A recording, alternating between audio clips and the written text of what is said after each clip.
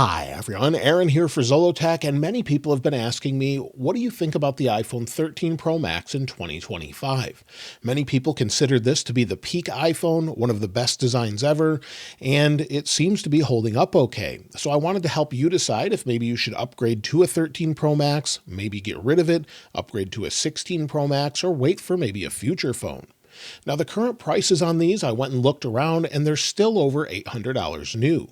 So you can spend that for one of the base storage models, or about $750 refurbished from Apple, up to over $1,000 for the 1 TB model, and about $600 or more renewed. So it is still a premium phone as far as the price goes, being that it's a few years old, but it is a great phone in many ways. Sierra Blue is considered one of the best colors Apple has ever made, and many people really want Apple to bring these types of colors back. Instead of just having black and then maybe a space gray or silver, or an occasional slightly different color with natural titanium, many people want something a little bit different. We also got a mid-year refresh with an alpine green, and I would love to see Apple bring some of this color back. And I think they will, since they're moving away from titanium supposedly in the iPhone 17 models. But again, this is one of the greatest colors they've made.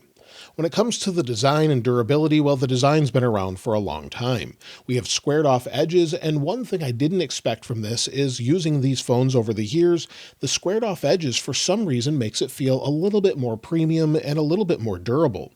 The latest titanium with the curved edges feels nice, easier to hold in the hand. However, you definitely get a little bit more grip with the squared off edges, and it's something that does make it feel more premium for some reason.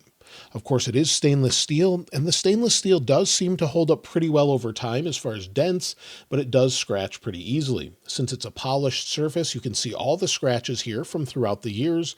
It's not really a big issue, but of course, if you had a case on it, you won't see this, but you'll see we do have quite a few scratches. The back glass is held up very well. I have no scuffs on it whatsoever. However, around the cameras, this is something I see typically on just about every iPhone. We have a little bit of wear around the camera ring, but the overall sapphire glass over the cameras has never really scratched or cracked for me on any phone I've ever had. So that holds up really well. I have seen it cracked on others' phones, but for me, I've never seen this break or anything like that. So that holds up really well for me. When it comes to the front glass, well, the front glass is a little bit different. This does not hold up as well as the more recent ceramic shield. You can see a bunch of scratches down the right side. You can see some scratches on the screen, and for whatever reason, Apple has sort of made this the default glass for years, but then this year, they've really stepped it up. So on the iPhone 16 Pro Max, I do have one tiny little scratch using it the same way, but you can barely see it here, even with the always-on display. So there is something on there, but using it at the same time of year that we're in now, around March and April timeframe, I would have had scratches all over it. The new glass holds up much better than the old glass that we have here. Of course, we do have thicker bezels here, and we do have the notch. We don't have a dynamic island or always on display, but those are modern things that we've had in the past few years. This one doesn't have that. However, if you want to protect this, of course, you could use a case and screen protector, but if you want to protect your personal information and identity, today's sponsor Incogni has you covered. Finding someone's personal information online has become increasingly simple and can reveal personal information you don't really want others to know. There are data brokers trying to gather as much information about you as possible, and whole teams dedicated to gathering and selling your personal information. Incogni helps remove your personal data online so it can no longer be exploited by data brokers and others. Within minutes of signing up for Incogni with my own information, such as email addresses, home addresses, and phone numbers, Incogni identified over 10 websites and had already sent removal requests. When I first used it, after a month of use, they'd sent over 135 data removal requests and completed 74 of them, with 61 that were still in progress. Now it's been months later and hundreds have been removed. I used to try and remove this data myself, and it would take hours. Incogni does that work for you and saves you a ton of time, and I genuinely recommend you try it out and get all your information out of others' hands and back into your own. To try it for yourself risk-free with a 30-day money-back guarantee, check out the link in the description, and be sure to check out the code for additional discounts in the description below. When it comes to the display, it's not as good as today's displays on the 16 Pro Max or even the 15 Pro Max or 14 Pro Max. While it is high resolution, it's an OLED display. It goes up to about 1000 nits normally, 1200 nits in HDR, but not the 1600 or 2000 nits that we get today. So it is quite bright, but in the brightest of sunlight, you're going to notice a big difference on the latest phones where they're just that much brighter.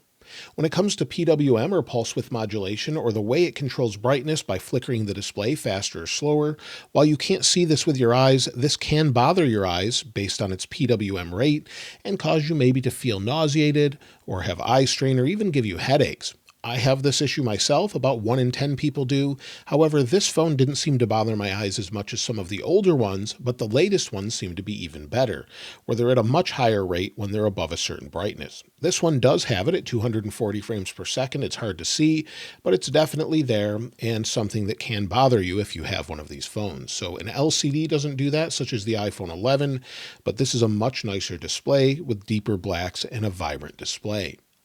We don't have an always-on display, but we do have ProMotion. Of course, you could turn it off and save some more battery, as some people do, but I think most people really appreciate that, but you could limit the frame rate. But overall, it's a great display. It's super smooth, and you'll see just scrolling, it's nice and smooth. It feels just like using an iPhone 16 Pro Max that way. And as far as the speed goes, that goes along with this. We've got the A15 Bionic with 6 gigs of RAM, not the 8 gigabytes that we get today. So if we go back here in Geekbench, you'll see 6 gigabytes and then the A15 Bionic. While it is pretty fast overall, again, it just doesn't have the latest updates and doesn't allow you to run things such as Apple Intelligence with the new animations and more. Now, maybe Apple will change that with future updates with iOS 19, but at this point, I don't think that's going to be anytime soon, and I don't think it's ever going to get Apple Intelligence. But for some people, that's not a bad thing, as it seems to help with battery. But overall speed, whether it's just loading podcasts or just going through shows, you'll see feels very fast, going into music, going back out, going into weather, scrolling over, maybe opening the camera. It just feels very fast and fluid. So that's great, whether you're playing a game such as Genshin Impact, Call of Duty Mobile, or something else. It's just very fast overall. iOS updates have been okay, but not great compared to what we had even a few years ago.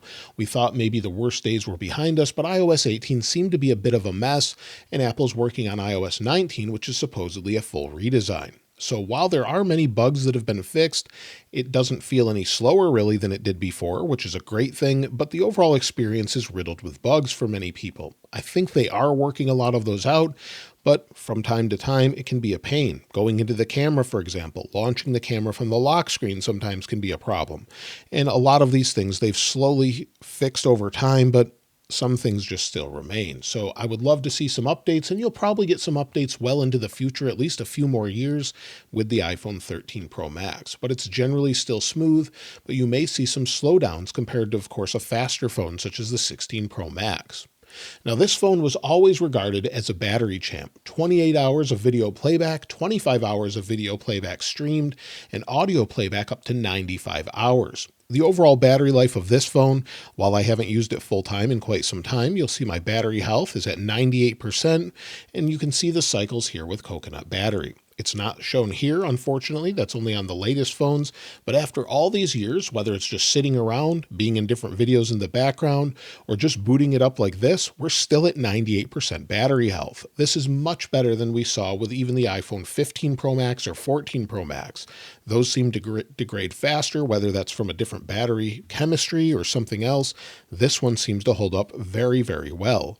In fact, we're only down to 90%. This has been on all day long, just sitting in the background. You can see screen on time was 12 minutes, screen off time 2 hours, but it's been on for a day. It was plugged in, then I unplugged it, left it off to the side for most of the day, and it's really just lost a few percentage and then some more since I started this video.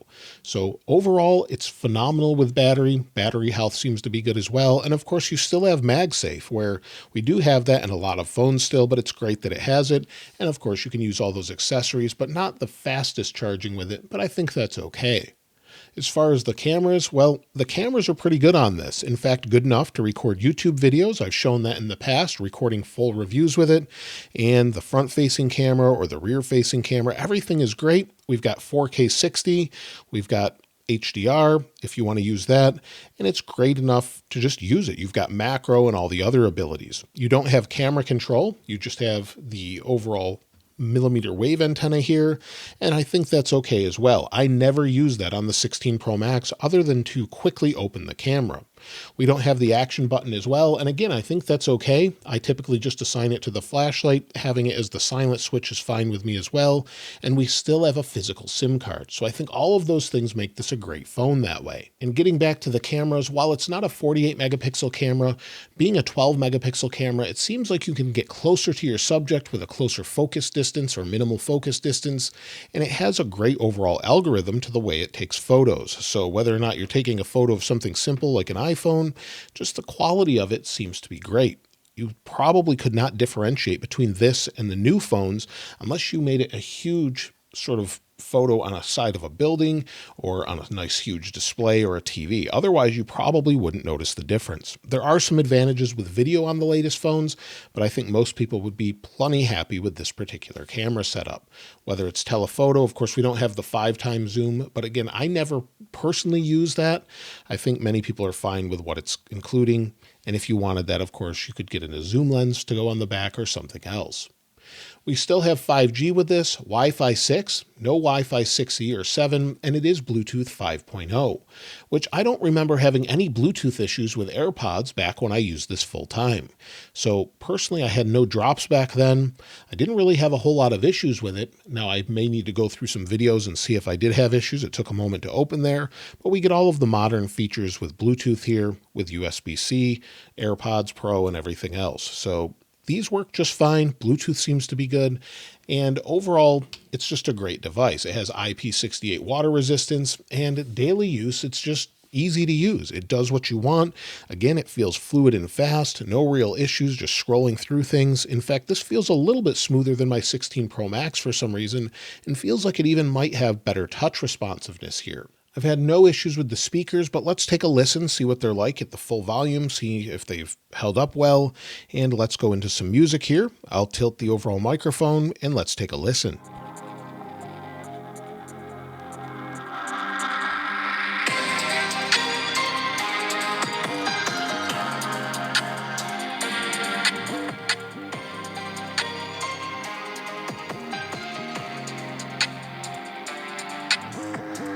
The speakers sound okay, but on that particular song, I did hear a little bit of the speaker rattle, especially at the higher volumes. I tried a different track when I wasn't filming, and it did seem to clear that up a little bit. At the highest volume, though, it does sound a little bit muffled and distorted. Just bring the volume down a little bit, and it seems to fix that problem. It was nice and loud at 80 decibels, according to the meter here that I have, and again, it sounds pretty good, maybe not as good as what we get with the 16 Pro Max though, but no issues in general. As far as the overall longevity, well, like I mentioned before, we'll probably get a few more years of updates, maybe with iOS 21 or 22, but with Apple working on a redesign supposedly with iOS 19, this may extend it even further, or Apple could change it entirely. We saw them do that with Apple Intelligence, not bringing it to this device. iPhone 13 Pro Max, though, in 2025 still delivers a generally good experience. But just like the iPhone 16 Pro Max, it's let down with iOS 18 updates that are seemingly riddled with bugs and a lack of optimized software, leaving what was once an amazing experience overall to be an experience that lives in the shadow of Apple's renowned software quality. So it's something I hope they're going to fix with iOS 19, but we'll have to wait and see. So will iPhone 13 Pro Max deliver a satisfying experience in 2025 today, and should you buy one? Well, generally, it seems to be pretty good. If you don't mind not having Apple Intelligence, which that will probably save you some battery, the overall experience is good. From the camera, using it for video, from the speakers, to just using it from day to day, it's nice and fast and fluid, going into something like the App Store. Wi-Fi is fast, the 5G signal is generally good, no real issues to complain about here. It's probably the peak iPhone that we had, and if you still have one, I may hold off to see what iPhone 17 has to offer. If you don't have one, maybe you're on an iPhone 10, iPhone 8, this is a great update, and I think you'd be very happy with it. It just depends on what deal you can get with it and what it has to offer as far as Apple Intelligence or not, and if that matters to you. I think it's a great phone, and it's probably going to go down as one of the best phones Apple has ever made. Let me know what you think of the iPhone 13 Pro Max in 2025. Do you have one? Did you get rid of it for a 16 Pro Max? And what do you think of that? I'd love to hear from you in the comments below. I'll link this wallpaper in the description like I normally do. And if you haven't subscribed already, please subscribe. And if you enjoyed the video, please give it a like. As always, thanks for watching. This is Aaron. I'll see you next time.